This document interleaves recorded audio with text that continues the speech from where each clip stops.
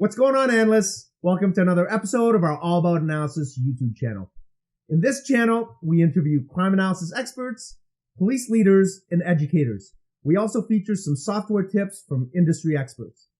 Let's go ahead and get started.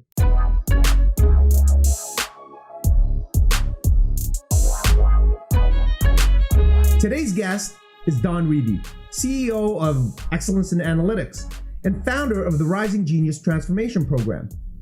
She's a strategist and a peak performance coach for law enforcement analysts. She's a subject matter expert, trainer, and certified law enforcement analyst with over 20 years experience. She's designed and delivered nationally certified courses and is the host of the first Analyst Mastermind training series.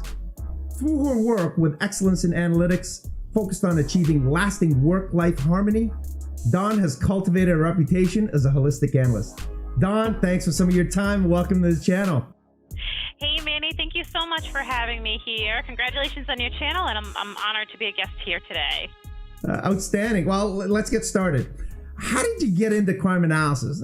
Tell me your story. Well, it was back in the 90s, the late 90s. I applied for an internship at Lowell, Massachusetts Police Department. Ed Davis was the chief at that time, and I got permission to go on in, right? So I was the intern, and I worked 32 hours a week there, unpaid, if you can imagine. I was a kid. I was in my probably 18 or 19 years old, pregnant. I mean, it was just, maybe I had just given birth. I can't quite remember, but it was around that time. And going in there was like my big break, my big deal. And they had a unit of a couple of analysts. They had a Carol Fitzgerald and Derek DeRocha in there as an intelligence analyst. And Carol was kind of that mentor for me. She brought me in and she's like, look, we need all the help we can get. So as far as I'm concerned, you're not an intern, you're an analyst. And she gave me responsibility and energy and kind of got my foot in the door. Back in the day, you actually needed a master's degree to be an analyst. And so they said, as long as you stay in your program and you get your master's degree within a year, we're going to hire you after your internship. So that's pretty much it. And then I was there for several years, learning from the best. So I love internships. I love learning and helping others learn and really get positioned in a police agency as an intern, because I think it really has awesome results. Well, tell us about your Tribe of Excellence group. What's it all about? Who's with you? And how does someone join your tribe? Yeah. So the Tribe of Excellence, it's a Facebook community, and it started in around January 2020, so right before the whole COVID thing hit. And I was really looking to provide a platform for analysts to, be amazingly professional and learn all the amazingly professional things that you have to learn as an analyst, but also deal with some of the stress and some of the time management and some of the productivity things that folks were struggling with. I would, under IACP and Analyst and TxDOT and all the IACA, I would teach all these analysts and consult in different varieties, right? And so I would see all these analysts really just struggle with confidence and struggle with self-care, leadership of self. And I knew that there was a solution. So I figured, why not create a page and get everyone together and offer regular content and regular solutions to these analysts to be awesomely professional at work and really hone in on their skills. But on this other side, really just be excellent in their work-life harmony. So we built that out. It started with 3 people. I was like, is this going to work? It's Facebook. I don't know about this. Well, within a few just short months, it just picked up momentum. Now we have over 600 analysts from around the world in this group. And so they show up every week. There's units where they can go. So if they're working on a particular topic, like if they're working on skill development, they can go to that unit. If they're working on building confidence, they can go to that unit. Every Thursday we are live, just like that. We're live. We give content every single Thursday to say, hey, we're here with you. We're together. So we've just created this amazing community of law enforcement professionals and analysts people who want to be law enforcement professionals and supervisors and all kinds of folks who go here to just get straight, just really get that work-life harmony piece that they're looking for and that community that they're looking for. So it's super easy to join in. You actually just go to Tribe of Excellence on Facebook. You do have to answer 2 questions because I try to weed out folks that are looking to solicit analysts, So I want to make sure we're actually getting analysts in the group. So I encourage analysts to answer these 2 questions, and then that's it. And then they join on in and they join the party. So it's a good time. Oh, fantastic. Now I'm going to shift gears a little bit now. Sure. Aside from playing a critical role in the successful conclusion of a major criminal investigation, what would you say is the benchmark for a successful crime analyst? So I feel like if you're an analyst and you're in an agency thinking proactively, if you're thinking about the vision of your unit, if you're thinking about your role is to provide your officers and your detectives with opportunities for success. And so if you're doing that on a regular basis with pattern identification and offering up actionable solutions, then you've met your mark, right? If you're tucked away in a little office and you're just running a bunch of statistics, let's work together and get you to transition into, really this different space where you're just, to me, a successful analyst goes into work, is excited, is looking for patterns, is designing materials that are providing opportunities for action, right? And folks are using them. So you've helped create this culture of, yes, it's working, I love your products kind of thing. So I guess that would be kind of where I would go with that. Excellent. In your career as a crime analyst, can you tell us about one memorable case that you were involved in where you played a critical role in the criminal investigation, resulting in a successful conclusion? And give me some of the tasty details. So I will say this is probably like, just like an ordinary thing to most people. But the state of New Hampshire actually did not have crime analysis before I got there. I was the first analyst in the state of New Hampshire. And so I had a lot of proving to do, right? And so I was there, the only analyst. I had an agency of almost about 180 sworn officers. I had a lot of work to do, and I was trying to figure my way out. And so when I got together all these data sets and I had them at my fingertips, I remember this one Detective Osler. He was smart. Like, he knew that data could drive his strategies, and he knew that he could tap into the crime analysis superpowers. So one day he came into my office and he was like, "Hey, Don, I have this guy sitting here. I'm ready to investigate him. He's responsible for these burglaries. It was a burglary series that was going on." And he says, "Is there anything else you think he might be responsible for?" Like, on the fly, know it right then and there. And I had worked so hard to actually get a database together, to get all my people in that database, to get, an open database connection set up. I had just worked so hard to get this to be so systematized that when he asked me that, I was like, yes, yes, I can. And so I ran the MO and I ran some other factors that I thought might be reasonable. And I had already had these reports pre-set up, or set up ahead of time. So when I ran the queries, I just dumped them into the reports and I printed it out all in a couple of minutes. And I was like, "Hey, detective, here you go. Here's all the stuff I think he's responsible for in terms of burglaries and even some other things I thought he was responsible for," a list of over 30 cases. And that detective ended up clearing a ton of cases that he didn't even know was part of his caseload. So for me to be able to, have someone come to me in a quick moment and then say, "We need this," and to have all this prep work done ahead of time, all these systems set up ahead of time so that I can just grab it and go. That was very fulfilling. I share that story often with analysts because it really is a great feeling when you can execute right then and there and just be partially responsible for clearing a bunch of cases. So I guess that would be my bad story. So this is for the benefit of our viewers here, just to put things into context. If Don would have told me that story today as an experience this week, it would really have not much of an impact because people have systems in place.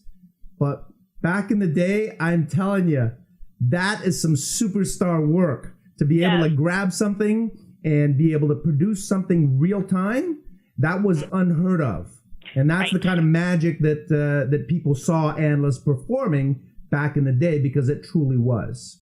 Yeah, and Manny, I have to be honest with you. Part of what my role right now is to help analysts get to that level. And out of 100 analysts, maybe I don't know, 5 or 10% of them are fully set up. Hey, if you're getting value out of this video, can you smash that like button? That would mean the world to us. Now let's get back to the interview.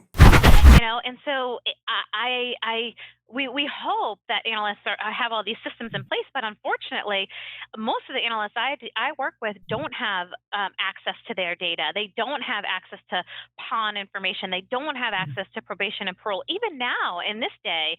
And so, yes, it was a huge thing back then, especially just starting the unit in New Hampshire. But definitely something that I encourage analysts to take a bite out of right in the beginning. Just get on it, get access to your data right away, because we want those success stories for them as well. In watching your videos, and I'm talking about your YouTube channel, I get a good sense that you're somewhat of a self-help, motivational coach for crime analysts. How far off am I? Not at all. I love, when you find something that just makes your heart sing, right? Like that thing that you were delivered here on earth to do this thing. And so for me, I love helping other analysts rise. I love connecting the dots with them and offering them that self-help piece that really in turn helps all these other key areas of their professional life. So no, you're not far off at all. That's exactly what I love to do. And that's really what my entire platform is about, that leadership of self component that is critical in being the best analyst you could be. Well, that's exactly how it comes off. You certainly offer a unique value proposition in this field. What inspired you towards this holistic approach in your crime analysis coaching? So that's a great question. I think, part of it was I wasn't very balanced myself. Part of it was I was a single mom and I was working 3 jobs at pretty much all points in my life. And I was always in this survival mode, struggle, and the end will come, later, and I'll be happy later. And so I went through some big stuff about 10 years ago where that all shifted for me. And so I've figured out that you don't have to continuously go in order to be successful. In fact, it actually led to some health problems in my own life and some other problems in my own life. And so when I figured out, wait a second. So if we actually relax, if we actually find leadership of self, if we actually do these things that are outside of law enforcement analysis and make them a priority, we can be better analysts. Hold up. So I did some exploring, and it took me a long time to figure out how to get it right. And so now the platform that I work on is really to help other analysts skip those 10 years of learning and get it hand delivered so that they can see that you absolutely can be an excellent analyst and be, not have as much stress, not have as much, overwhelm in your life. You can really just have this feeling of completeness and this feeling of excitement when you go to work every day. And then when you go home, having those flourishing relationships at home and deep friendships and, all these other things that make us happy as people, just as plain old people. That's great. Now, we're going to shift again. In your view, what are the top 3 challenges that face crime analysts today? Yeah, so I have to say, one challenge, so we were on a mastermind not so long ago, and we had a couple chiefs sitting on the mastermind, and I asked them some similar questions, and I got some similar answers, right? And so I think analysts struggle with confidence a lot, right? They feel like imposter syndrome often, right? They don't know how good they actually are. So I think that that's a big struggle for analysts, that they're they are not sure that they're actually valued, right? So I guess the confidence piece is a biggie. what do they really struggle with? I think some of the work life harmony piece they definitely struggle with. They feel like they have to be on 24/7. They answer their phone calls at night, even though they're not emergency personnel. They feel like they're just not enough and they constantly have to prove themselves. So I think. And when you're talking about the top three things, I think confidence, I think, not really feeling like they're of value to a police department. And the final one is they just simply don't professionalize themselves. They take this reactive approach to their careers and their lives, and they just kind of say, well, whatever they tell me to do, I'll do. But it's not this proactive approach like, what's your vision for your life and how can you create that environment kind of thing, if that makes sense. Oh, it does. Makes perfect sense. Yeah. Now, you and I both understand the current state of crime analysis, along with its challenges. Where do you see this profession in the next 3 to 5 years? And what opportunities do you envision opening up during this same time period? Yeah, so this field is growing. Like, let's just face it, we are in a data-soaked era, right? And we're only getting more. Like, everything that we have around us is run by data, and police are understanding that the data-driven justice initiative at the national level, the all the funding that's going into building analytical capacity at BJA and IACP and Analyst and IACA, everything that's going in, like this field is growing. So if you're gonna be a part of this field, you must absolutely professionalize yourself to the best of your abilities, both in your hard skills, and in your soft skills. So to me, this is a beautiful field to be in. This is an exciting field to be in. This is a creative field to be in if we allow it. And so some of the chiefs that I work with, they're looking for analysts to step up to the plate and tell them what they need to know, right? And so I often see analysts doing the opposite. I often see analysts saying, I'll just go in and let them tell me what they want. And chiefs don't want that. They want you to walk in with confidence, with professionalism. You are the expert, and you are, right? Analysts are the closest thing that we have to data-driven success. Right? Yeah. So I think it's a beautiful, wonderful, amazing time to be in the field. It's fun, it's interesting, it's evolving, it's growing, and it's worth it to really invest in that long-term solution, that long-term plan of one's professional and personal life in the field. So tell me one pitfall that analysts should definitely avoid early in their careers. So being reactive. For me, everything we do should come from a point of origin where we're looking at a vision, like we're looking at our own vision. So when you're a brand new analyst, like instead of just applying for every single job that is potentially open, instead create a vision. What do you want your life to look like 6 months from now, 6 years from now? Is the agency, like, what do you want it to, what kind of agency do you want to be in? A small agency, a big agency, a progressive agency, one that values law enforcement analytics? I think analysts, if they start off with a vision, a proactive approach to their career and to their lives, then they're going to identify training and agencies to join in much more easily than if they take that reactive approach and just apply everywhere and just go wherever someone hires them. I think that's the wrong approach.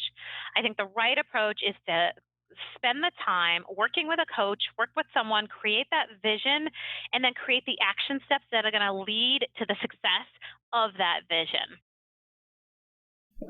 You may have answered this next question that I'm going to ask you, which is, what advice would you have for new crime analysts or anyone considering a career in this field? So if you're considering a career in the field, you definitely want to join the IACA, get on there, volunteer somehow, figure out how to be involved that way. If folks are considering a career, there's a lot of places that they can go to learn about what crime analysis is. There's All About Analysis, this podcast slash webinar slash thing, right? There's other podcasts out there. There's the Jason Elder podcast, the Nick Nero podcast, and of course, this Tribe of Excellence. I encourage every single analyst, even if you're not quite there yet, you're looking to get into the field, to join into the Tribe of Excellence Facebook community. We nurture the heck out of folks and really make sure that they know all the things they need to be an awesome analyst. So there's lots of opportunity, but one thing that I think has been really successful for analysts, and I've seen a growth in my clients, folks who are looking to get into the field. So the kind of two growth areas of clients for me. So folks who are looking to get into the field and they don't want to go through all the nonsense that everyone goes through. They come to excellence in analytics and they say, can you just help me know what I need to know, fix my resume, and get me the job application, get me pointed in the right direction. That's the one group. And then the other group would be the managers who are really looking to create these analytical functions and these analytical units in their department. And they want that bigger picture understanding of how can we plan for success, for longevity, for retention, for all that fun stuff. I have thoroughly enjoyed this interview. I think you're doing some great work and providing remarkable coaching and mentoring for analysts. If analysts want to get a hold of you, how would they reach you? So there's a couple of ways. So we have Tribe of Excellence Facebook community. You can go ahead and pop on over there. We just started our Instagram, so join us there at Excellence in Analytics, and or just send me a message on LinkedIn. It's Dawn Reeby, so you can send me a message on LinkedIn or just a plain old message on Facebook. Dawn at excellenceinanalytics.com is my email, so you can reach me there as well. Okay, well, we're going to include the information and any links in the description below. Dawn, any last words you'd like to say? I want to, first of all, I want to thank you, Manny, for providing a platform for analysts to come to. I think it's wonderful what you're doing. And I want to encourage analysts to, whether you're not an analyst yet or you're an analyst right now, I want to encourage you to continue to repeat this to yourself, repeat this notion to yourself. I am the CEO of Crime Analysis. I am the CEO of my life. When you have that perspective, when you have the perspective that you are the CEO of your life and of Crime Analysis, then you are going to be so much more successful. So good luck to you. Dawn, thanks for taking the time to join us today. Yeah, thank you. That's Dawn Reeby, holistic analyst, expert and educator, business entrepreneur, and a new friend of the channel. If you found value in this video, smash that like, click subscribe, share this video with your friends and colleagues, and don't forget to hit that bell so you don't miss any of our episodes. See you next time.